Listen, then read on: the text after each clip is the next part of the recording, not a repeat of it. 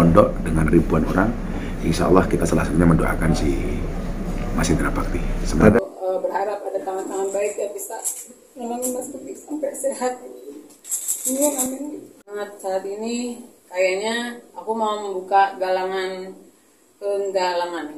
dana gitu untuk Mas Indra, karena yang tampaknya akan 20 hari ke depan Mas Bakti itu akan di sini gitu.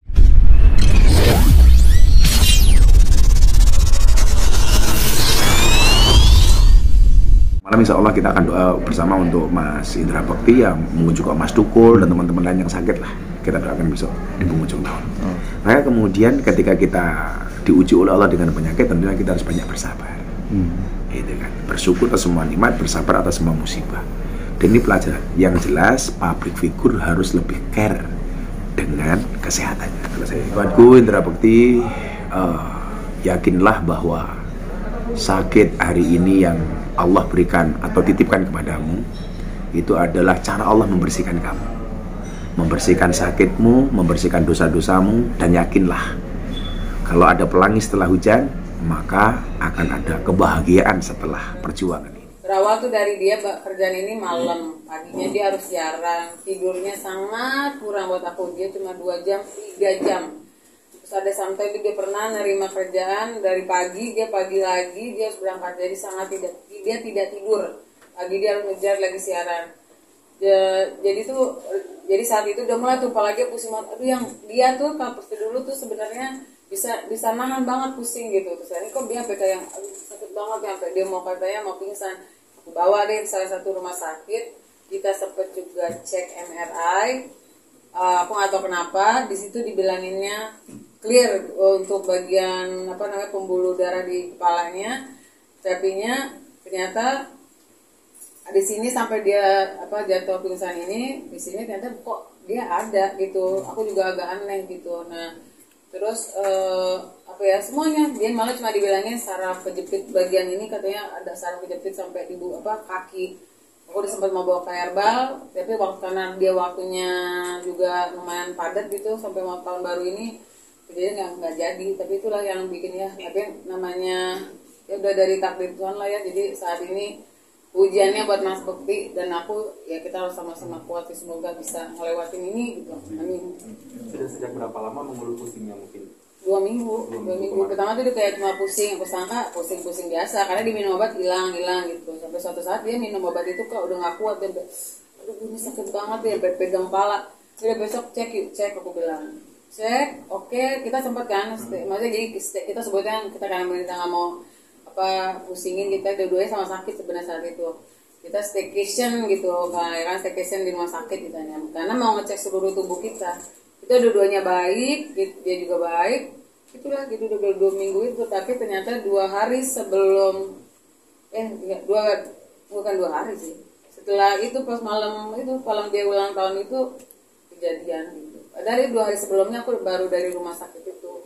Nggak, cuman kan tensi Kak Bakti sendiri kan naik turunnya dari kemarin katanya gitu. Mungkin kalau memang hingga esok hari tetap naik turun itu dokter akan ada tindakan apa? Enggak sih, kalau tensi dia tetap naik ini, saya hari ini dia masih infus kan. Dokter cuma bilang ini kita lagi mau usaha dia tanpa infusan. Karena kan kita mau realitinya mau menurunkan darah yang ada di kepala dia sama tensinya tetap stabil gitu. Jadi kayak dia berharap kalau memang besok belum juga, kita tetap ada namanya MRI buat ngecek mata sama kepalanya. Kenapa? Untuk melihat kapasitas maksudnya pendarahan di kepalanya ini berkurang atau bertambah. Semoga ya mohon doanya semoga besok Mas Bakti amat berkurang gitu, matanya tidak ada apa-apa gitu.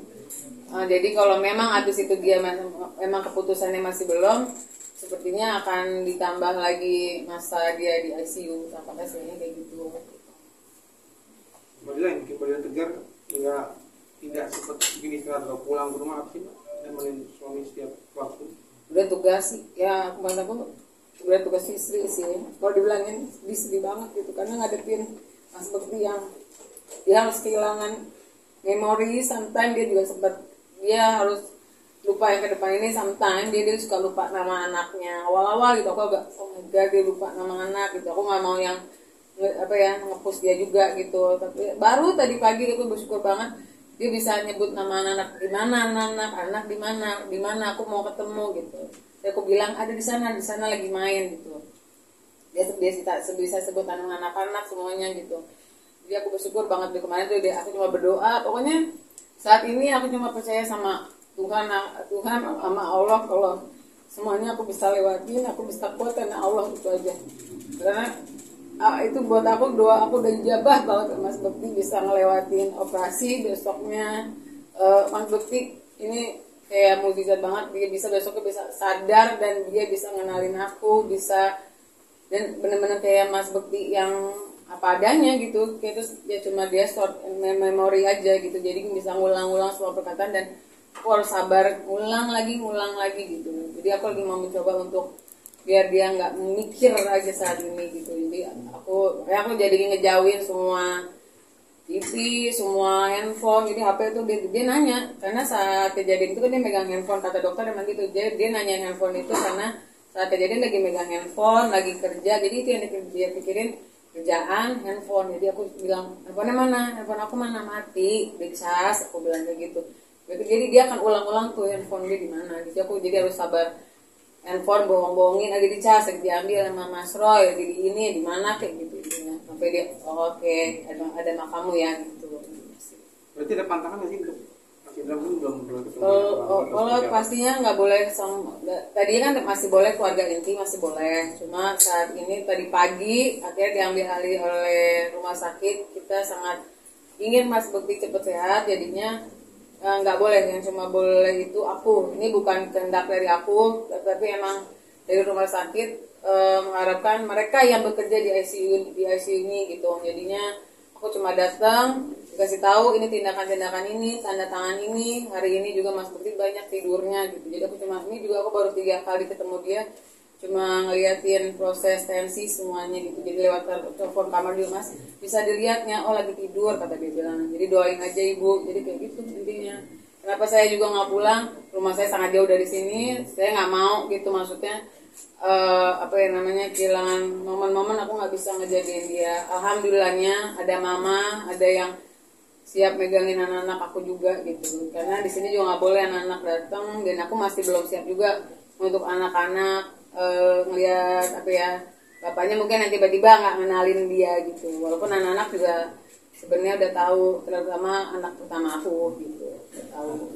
Sempat nanya nggak anak-anak?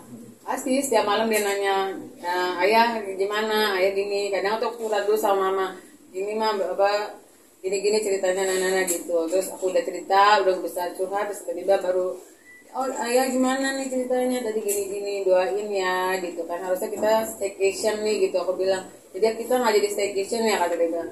Ya jangan dong, masa kita staycation ayahnya sakit, aku bilang gitu. Kan bukan flu batuk, ayah lagi sakit banget. Oh ya udah ngapain gitu. Setiap hari mereka malah yang ayah jangan lupa makan. Kita ada grup di handphone kan. Jadi mereka yang tetap ngasih support, walaupun HP itu memang ayah Mas Bekti nggak megang gitu.